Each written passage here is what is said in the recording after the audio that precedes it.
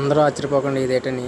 పెళ్లికి బాగా మోగింది కుమారి శ్రీమతి కానుది.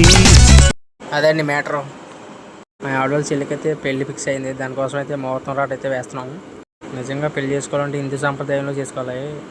ఎందుకంటే హిందూ సంప్రదాయంలో తడబడి ఇంకే మతంలో అయితే ఉండదు.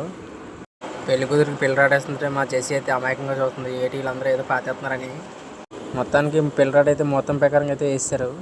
పెళ్ళి అంటే నువ్వు వెళ్ళమంటే నాగార్జున గారు అన్నారు. ఎంత మంటైనా సరే మనకు పెళ్ళి కావాలని మేము అంటున్నాం.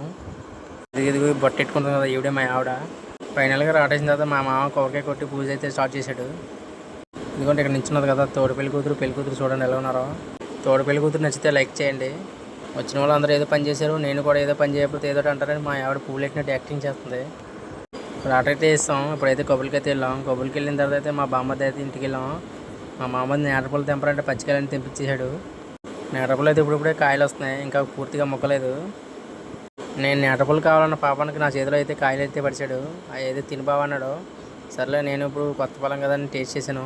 ఒకరొకరుగా పులపులుగా ఉన్నది. ఇంతవరకు నా వీడియో చూసినట్టయితే లైక్ చేయండి, సబ్స్క్రైబ్ కూడా చేసుకోండి.